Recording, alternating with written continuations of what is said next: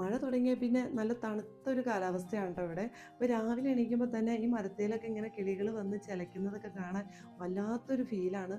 സത്യം പറയുകയാണെങ്കിൽ ഇവറ്റകളുടെ ചില കേട്ടാണ് ഇപ്പോൾ ഇവിടെ എണീക്കാറ്. ഇനിയിപ്പോൾ മേലോട്ട് നോക്കുകയാണെങ്കിൽ ചില ഏരിയയിൽ കാർമേഘങ്ങൾ ഇങ്ങനെ തെളിഞ്ഞ് നിൽക്കുകയാണ്, ചില ഏരിയയിലാണെങ്കിൽ നല്ല മഴമേഘങ്ങളും ഉണ്ട്. എന്നാലിട്ട് മഴ അങ്ങോട്ട് പെയ്യണം. എന്തൊക്കെയായാലും രാത്രി നല്ല തകർത്തടിച്ച് മഴയൊക്കെ പെയ്തിട്ടുണ്ട്. അതിൻ്റെയൊക്കെ സിഗ്നൽ മുറ്റത്തേക്ക് ഇറങ്ങിയപ്പോൾ എനിക്ക് കാണാനും ഉണ്ടായിരുന്നേ. എന്നാൽ പിന്നെ രാവിലെ ഗാർഡനിലെ പണികളൊക്കെ അങ്ങോട്ട് തുടങ്ങാമെന്ന് വിചാരിച്ചു. എനിക്കങ്ങനെ പ്രോപ്പറായിട്ട് ഗാർഡനൊന്നുമില്ല കേട്ടോ. എനിക്ക് ചെറുപ്പം തുടങ്ങി പ്ലാന്റ്സ് ഭയങ്കര ഇഷ്ടമാണ്. ചെറുപ്പത്തിലൊക്കെ വീട്ടിലുണ്ടല്ലോ, എനിക്ക് കിട്ടാവുന്ന പ്ലാന്റ്സ് അവിടെ നിന്ന് ഇവിടെ നിന്നൊക്കെ കൊണ്ടുവന്ന് നടും കേട്ടോ. കുറേ നടും, കുറേയൊക്കെ ഇങ്ങനെ പോകും. അതിനൊരു റീസൺ ഉണ്ടായിരുന്നേ. അന്നാളുടെ വീട്ടിൽ കുറേ കോഴികളുണ്ട്. ഈ പ്ലാന്റ്സ് ഒക്കെ കൊണ്ടുവന്ന് വെച്ച് അതൊന്ന് ചെറുതായിട്ട് ഗ്രോ ആയി വരുമ്പോഴേക്കും കോഴി അതിൻ്റെ കൂമ്പിന് കൊത്തിയിട്ടുണ്ടാവും. അത് കണ്ടുകൊണ്ട് തന്നെ പിന്നെയും കൊണ്ടുവന്ന് പ്ലാന്റ്സ് വയ്ക്കും, പിന്നെയും കോഴി കൊത്തും. അങ്ങനെ അതിൻ്റെ കൂമ്പൊക്കെ വാടി ഒടിഞ്ഞ് പോയിട്ടും ഉണ്ടാവും. കോഴി കഴിഞ്ഞാൽ നെക്സ്റ്റ് വില്ലൻ ആടാണ്. ഈ ആടിൻ്റെ തലവെട്ടം കണ്ടാലുണ്ടല്ലോ പ്ലാന്റ്സ് പിന്നെ മുന്നോട്ട് വളരത്തേ ഇല്ല.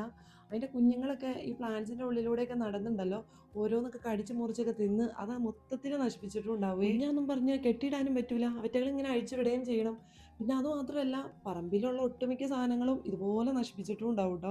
അപ്പോൾ ഇന്ന് എൻ്റെ റംബൂട്ടാൻ്റെ കൊമ്പൊക്കെ ഞാൻ ഇങ്ങോട്ട് ഒത്തിരി ഗ്രോ ആയി നിന്നപ്പോൾ വെട്ടിക്കളയാണ് കേട്ടോ. കാരണം ഇതിൻ്റെ അകത്ത് സ്പേസ് വളരെ കുറവാണ് കേട്ടോ. അതുകൊണ്ട് തന്നെ എനിക്ക് അങ്ങോട്ടും ഇങ്ങോട്ടൊക്കെ നടക്കാനൊക്കെ ഭയങ്കര ബുദ്ധിമുട്ടാണ്. മാത്രമല്ല ഇതുപോലെ ഇടയ്ക്കൊക്കെ വെട്ടി നിർത്തുകയാണെങ്കിലുണ്ടല്ലോ പിന്നീട് അത് നന്നായിട്ട് തളർത്ത് വളരാനും ഹെൽപ്പ് ചെയ്യുവേ. മഴയായിട്ടാണോ അതോ ഒറ്റ ചട്ടിയിൽ ഇത്ര കൂട്ടായിട്ട് നിൽക്കുന്നത് കൊണ്ടാണോ എന്നും അറിയില്ല, ബോൾസിലൊന്നും ഫ്ലവേഴ്സ് ഉണ്ടാവുന്നില്ല. അപ്പോൾ ഇന്നത്തെ വ്ലോഗത്തിലുള്ള എല്ലാവർക്കൊക്കെ ബൈ.